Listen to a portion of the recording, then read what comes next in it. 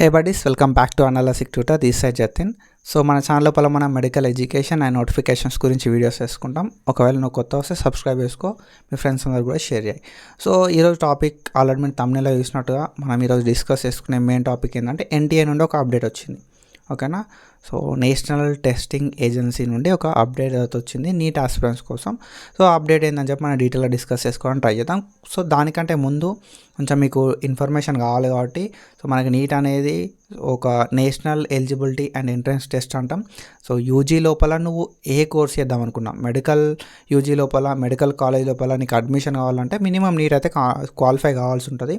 Either government or private లోపల తీసుకుందాం అనుకుంటే నువ్వు యూజీ లోపల సో ఈ national eligibility and entrance test అనేది ఎన్టీఏ కండక్ట్ చేస్తుంది. ఆ ఎన్టీఏ కండక్ట్ చేసిన దాంతో పాస్ అయితే మాత్రమే నీకైతే సో ఎక్కడైనా కూడా అడ్మిషన్ అయ్యే ఛాన్స్ అయితే ఉంటుంది.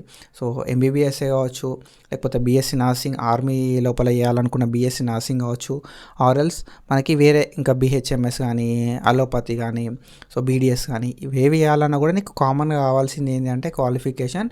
సో ఇంటర్ అయిపోయిన తర్వాత నువ్వైతే సో 10+2 అయిపోయిన తర్వాత మెయిన్గా నువ్వు నీట్ అనేది క్వాలిఫై కావాలి. సో మంచి స్కోర్ ఉన్న సిచ్యువేషన్ లోపల మంచి గవర్నమెంట్ కాలేజ్ లోపల నీకు సీట్ అయితే వస్తుంది. అండ్ అది పక్కకు పెడితే సో ఏంటి అనేది ప్రీవియస్గా మనకి సో నీట్ కండక్ట్ చేసింది.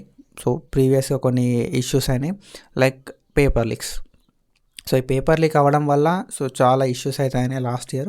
సో దట్ అట్లాంటి లీక్స్ కాకుండా ఉండడానికి వీళ్ళు ఏం చేస్తారంటే కొన్ని లైక్ కమిటీస్ వేయడము, సో ఆ కమిటీస్కి అపాయింట్మెంట్ కొంతమంది పీపుల్ తోటి డెసిషన్ తీసుకోవడం లాంటివి చేసారు. సో వాళ్ళు ఆ డెసిషన్స్ లోపల మనకు అంటే సో అన్ని న్యూస్ పేపర్స్ కానీ, సో వేరే టీవీ ఛానల్స్ కానీ వాళ్ళందరూ ఏం స్ప్రెడ్ చేశారంటే మనకు ఈ ఎన్టీఏ అనేది ఇప్పుడు నేషనల్ ఎలిజిబిలిటీ టెస్ట్ లోపల కొన్ని చేంజెస్ చేస్తుంది. ఆ చేంజెస్ మేబీ ఆన్లైన్ మోడ్కి మారచ్చు ఎగ్జాము.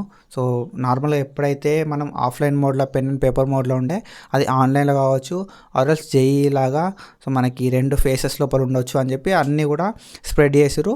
సో ఎన్టీఏ అయితే ఒక అనౌన్స్మెంట్ చేసింది. సో ఏంది అనౌన్స్మెంట్ అంటే మనకి సో ట్రెడిషనల్, సో ఎప్పుడైతే ప్రీవియస్గా మనం ఈ నీట్ ఎలిజిబిలిటీ టెస్ట్ ఎట్లయితే ఉందో అట్లనే పెన్ అండ్ పేపర్ మోడ్ లోపలనే ఉండే. అండ్ అట్లా చేంజెస్ అయితే మేము ఏం చేయము అని చెప్పి ఇప్పుడైతే ఒక క్లారిఫికేషన్ అయితే ఇచ్చారు. సో మనకి ఓఎంఆర్ షీటే ఉంటుంది అండ్ ఆఫ్లైన్ మోడ్ లోపలనే నీట్ ఎలిజిబిలిటీ టెస్ట్ అనేది మనకి ఉంటుంది.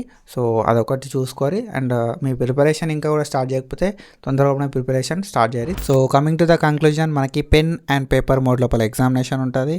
సో ఓఎంఆర్ షీట్ బేస్డ్ ఉంటుంది.